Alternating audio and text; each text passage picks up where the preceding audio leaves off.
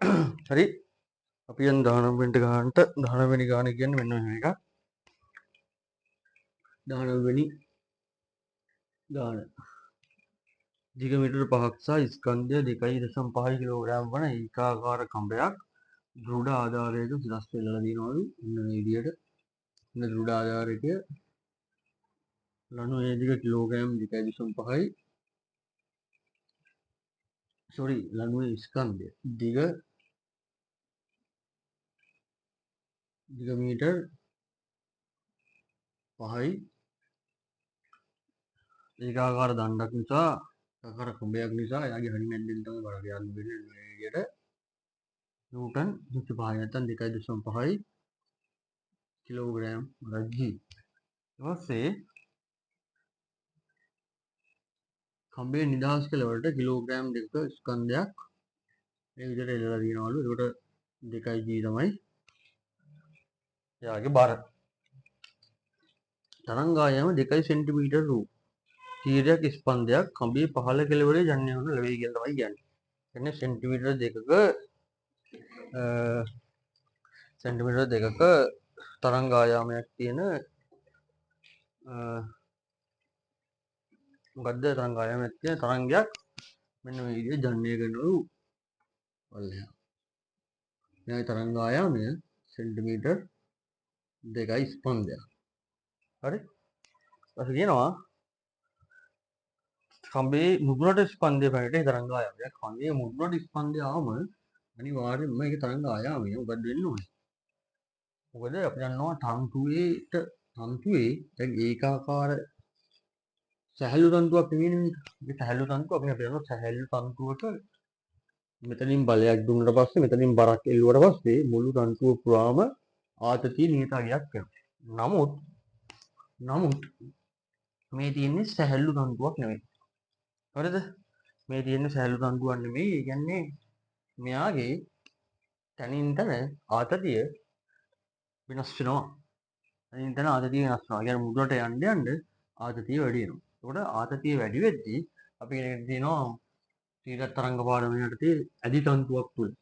ඇදි තන්තුවක් තුල තීරත් තරංග ප්‍රවේගය සහ සමානයි මූල t බෙදීම m සමීකරණය. ඒ කියන්නේ ආතතිය වැඩි වෙද්දී ප්‍රවේගය වැඩි වෙනවා. ඒ කියන්නේ ආතතිය මූලයට අනුලෝම සමානුපාතිකයි ප්‍රවේගය. ඒක ඉගෙනගෙන තියෙනවා. කොට අපි දන්නවා මුදුනට යන්න ආතතිය වැඩි වෙනවා. ආතතිය වැඩි වෙද්දී වේගය වැඩි වෙනවා. v සමානයි s ලැම්ඩා නිසා. මොකද මේක එකම තීරයක් ස්පන්දයක්. තීරයක් ස්පන්දේ උඩට ගියා තීරයක් ස්පන්දේ සංඛ්‍යාත වෙනස් වෙන්න බෑ. මොකද එක ස්පන්දයක් ස්පන්ද දෙකක් නෙමෙයි එකම ස්පන්දේ. ඒකට ස්පන්දේ මෙතනට ගියා කියලා ඒකේ සංඛ්‍යාත වෙනස් වෙන්න බෑ. ඒක තරංග ආයාමය මේ ප්‍රවේගයට සමානුපාතිකයි. ඒ අනුව අපි දන්නවා උඩට යන්න ආතතිය වැඩි වෙනවා. ආතතිය වැඩි වෙන නිසා වේගය වැඩි වෙනවා. වේගය වැඩි වෙන නිසා තරංග ආයාමය වැඩි වෙනවා. එතකොට මුදුනට යන්න තරංගයේ තරංග ආයාමය වැඩි වෙන්න ඕනේ. මම ඒක ගන්නවා ලැම්ඩා කියලා. හරි?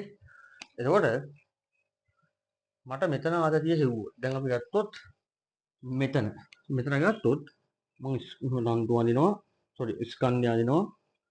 ස්කන්ධය බර පල්ලෙහාට 2g කියන්නේ 20 නිව්ටන්. දැන් තන්තුවේ පල්ලෙහා කැලේ මම ආතතිය හිතුවොත් t කියලා. මෙතන ආතතිය t කියලා ගත්තොත් හරි මෙතන ආතතිය t කියලා ගත්තොත් අපිට මේක සමතුලිතව පවතින නිසා මට කියන්න පුළුවන් t සමානයි නිව්ටන් 20යි කියලා. හරි? එතකොට මේ පහළ තන්තුවේ ස්කන්ධයක් නෑ. يعني තන්තුවේ පහළම කෙලවර. හරි ස්කන්ධයක් පවතින්න නෑ. හරි? ඒ නිසා පල්ලෙහා තන්තුවේ ස්කන්ධයක් නෑ. තන්තුවේ මේ කෙලවර. يعني තන්තුවේ පහළම කෙලවර තමයි මේ සම්බන්ධ වෙලා තියෙන්නේ. පහළම කෙලවර ස්කන්ධයක් නෑ. මම ඒ පහළම කෙලවර ආතතිය t කියලා ගන්නවා. මොකද මේ 2 සෙන්ටිමීටර ඇතිලා තියෙන පහළම කෙලවර හින්දා.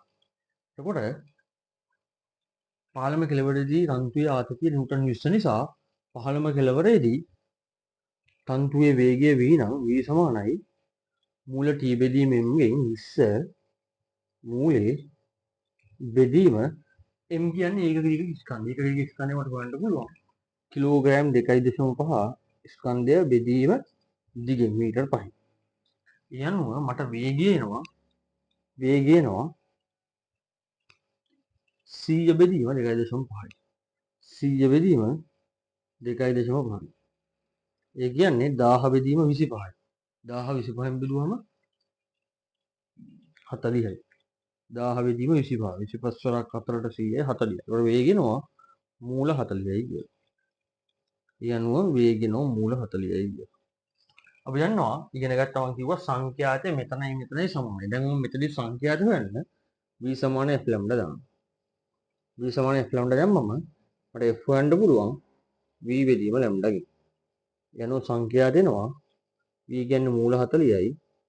බෙදීම ලැම්ඩා කියන්නේ 2 සෙන්ටිමීටර. ඒක මීටර කරලා ආසු කරාම 2.10 වෙන 2. මම ඔහොම තියාගන්නවා සුළු කරන්න යන්නේ. හරි? ඊට පස්සේ මෙයා මුදුනෙම තියෙද්දි. දැන් මුදුනෙම තිබ්බොත් මුදුනෙම හිටියොත් මෙන්න මේ වගේ තමයි. يعني ස්පන්දය මුදුනටම ගියාට පස්සේ මම මුදුනේ ආතතිය ගත්තොත් t 1යි කියලා. බර හිමම දිනනවා 2යි.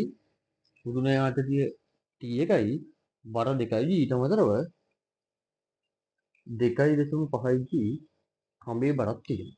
එතකොට මෙතනදී ආතතිය කියන්නේ කන්ද මුදුනේම ආතතිය කියන්නේ තන්තු මුදුනේදීම ආතතිය කියන්නේ මෙන්න මේ නිව්ටන් 25 1.5 ගිහින් වෙන කරාම 10 මීටර 25යි සහ මෙතන 20යි.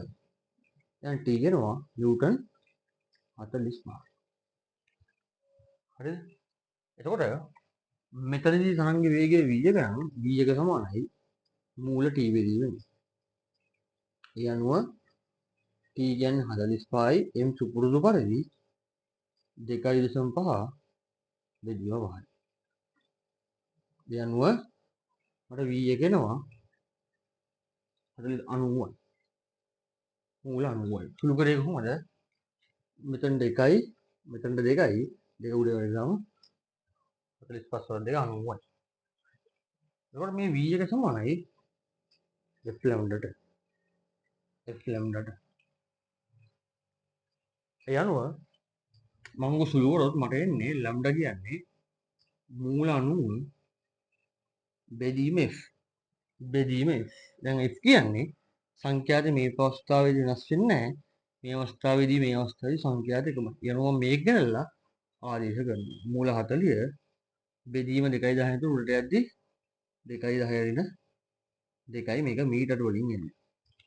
ඒ අනුව මෙතන සුළු කරාම ලැම්ඩා කියන්නේ 90 බෙදීම 40යි වර්ගමූලය වැඩි කිරීම 2යි සෙන්ටිමීටර. දැන් මම මෙතන 10 රින 2 සෙන්ටි කරගන්නවා. 10 රින 2 මට සෙන්ටිමීටර කියලා ලියන්න පුළුවන්. ලැම්ඩා එන්නේ මෙතන එන්නේ 3 බෙදීම 2යි වැඩි කිරීම 2යි සෙන්ටිමීටර කියලා. ඒ අනුව ලැම්ඩා මට පේනවා 3යි සෙන්ටිමීටර වෙනවා. ලැම්ඩා සමානයි 3යි සෙන්ටිමීටර වෙනවා. ඒ අනුව පිළිතුර වෙන්නේ අංක 4. පිළිතුර වෙන්නේ අංක 4. මම හිතනවා පැහැදිලි ඇති කියලා.